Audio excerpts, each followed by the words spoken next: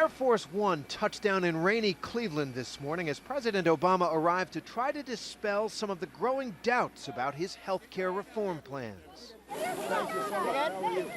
It's a critical moment for him. For the first time, polls show major slippage in support for his policies. Hey, Mr. President, how are you? We caught up with the president backstage at a town meeting held at Shaker Heights High School. And if you thought the grinding, high-stakes health care debate was getting to him, well, it doesn't look like it. You're really betting the presidency on this thing. No, You don't think so? No, I think that's how you guys like to dramatize these issues so that the stories get on TV.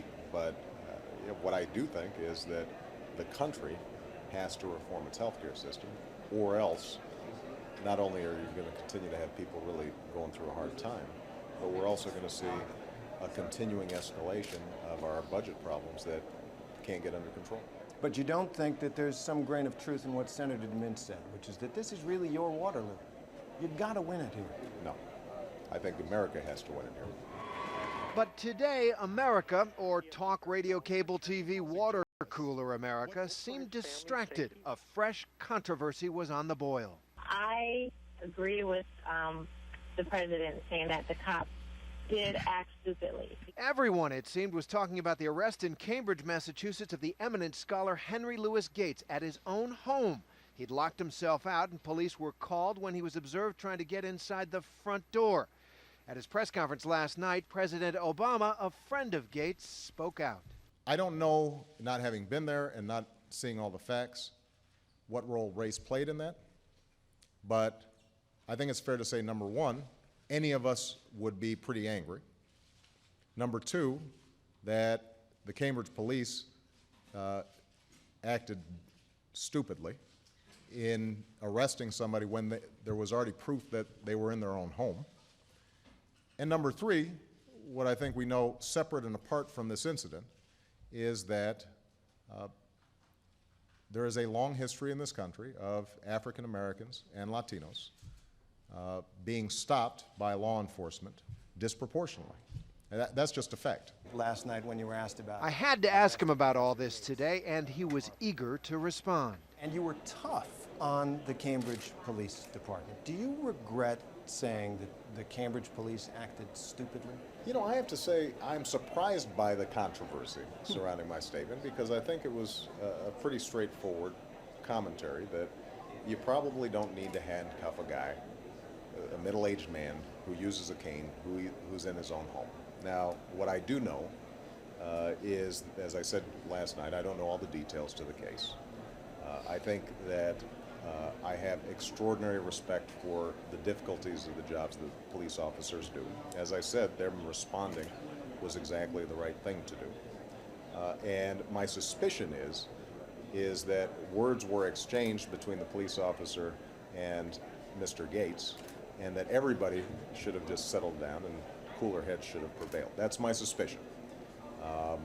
But I was asked, did it make sense for it to escalate to the levels that it did?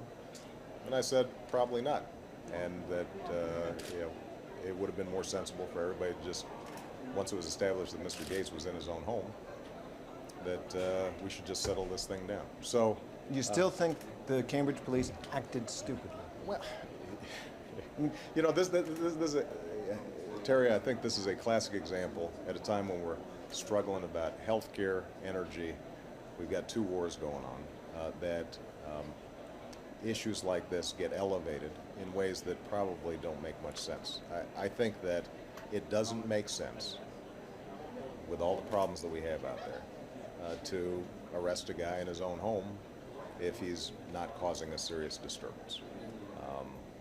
Now, I don't know all the extenuating circumstances, and as I said, I respect what police officers do. What I can tell, from what I can tell, the sergeant who was involved is an outstanding police officer. But my suspicion is probably that it would have been better if cooler heads had prevailed. Our president, Barack Obama. But this, the struggle to reshape the country's gigantic, troubled healthcare system, this is what President Obama was really focused on today. Welcome to Shaker Heights. Thank you. My question, and maybe my request, is this. Are you willing to urge Senator Reid and Speaker Pelosi to stay in Washington and get this job done?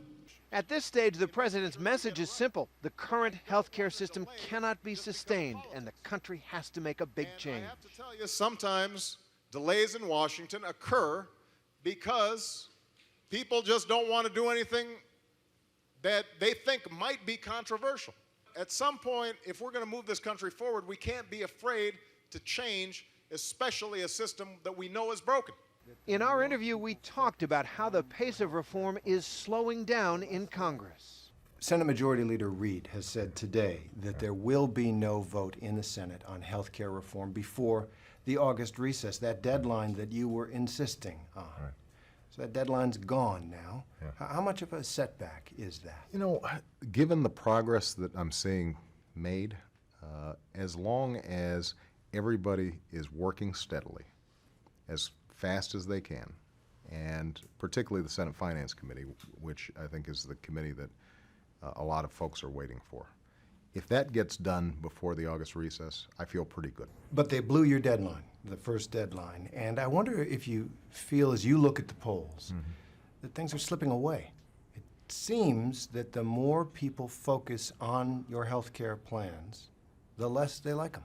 Well, Terry, I don't think that's accurate. That's what the polls are showing. Well, no, I mean, what the polls are showing is that the more they focus on the political arguments that are out there, as opposed to my plan, the more anxious people get. But that happens every time we debate health care. If we do nothing, I can guarantee your premiums will double. We'll continue to see 14,000 people a day lose their health care. And it's guaranteed that we will blow the federal budget to a point where we essentially can't provide other vital services. America, this is our moment. But the debate now is how to fix that. It's a debate that was at the center of last year's presidential campaign.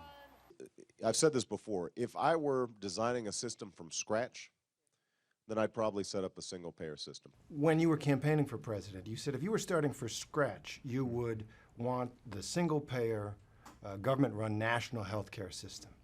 But we aren't starting from scratch. That's not exactly what I said, Terry. What I said was if I was starting from scratch, I think that the single-payer system could make a lot of sense. But that's not the tradition that we've inherited over the last 50 years. But you also said that this public option, this government program that you're proposing for health care, could be, you said, a transition to a single-payer national health care system.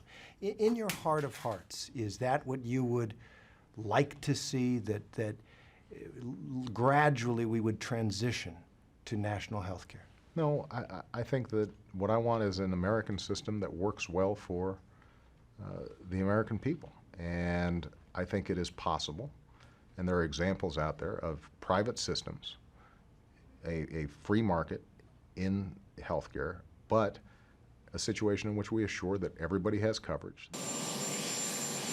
President Obama inherited two wars. In one, in Iraq, the American commitment is winding down. But in Afghanistan, the war and the American commitment are deepening. This has been the deadliest month for American and NATO troops in Afghanistan ever. Define victory in Afghanistan, or maybe that's not the right word. Yeah, I'm always worried about using the word victory because it evokes this notion of Emperor Hirohito coming down and signing a surrender to MacArthur. We're not dealing with nation states at this point. We're concerned with Al-Qaeda and the Taliban, Al-Qaeda's allies.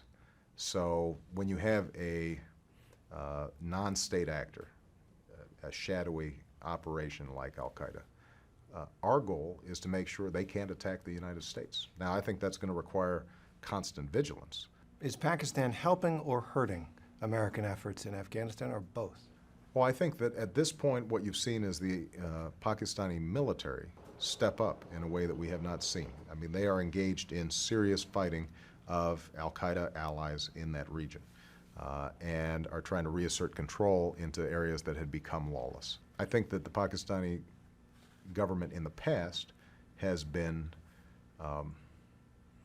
has tried to take the tiger by the tail and use, in some cases, militants to their advantage strategically. And I think they now realize that that was a mistake.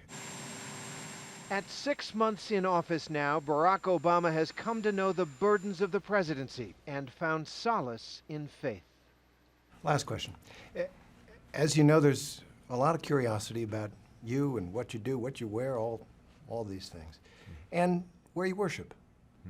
If I may ask, how have the responsibilities of the presidency affected your spiritual life, if at all? Well, I had a habit of praying every night before I go to bed. I pray all the time now because I've got a lot of stuff on my plate, and I need guidance all the time. We haven't selected a permanent church home in D.C. I mentioned earlier that with all the transitions of the girls, but also still trying to figure out how to move this big apparatus called the presidency without being hugely disruptive to congregations. How do we time that? How do we think about that? That's something we're still sorting out. We've been attending church, the little chapel up in Camp David when we go up there. And there's a wonderful young pastor up there, chaplain, who does just wonderful work, and the Camp David families attend. This is one use of my BlackBerry. My faith and neighborhood initiatives director, Joshua Du Bois, he has a devotional that he sends to me on my BlackBerry each day. That's how I start my morning. It's got a passage of scripture, in some cases quotes from other faiths to reflect on. So, but look, when you're in this job, I think every president who's had it is constantly humbled by the degree to which there are a lot of issues out there, and the notion that one person alone can solve all these problems. I think you're cured of that illusion very quickly. This is something where you just hope that you are aligning your work with his purposes, and that you're attuned to the needs of the people you're there to serve. Well, good luck. All right, thank you. And God bless. Appreciate it.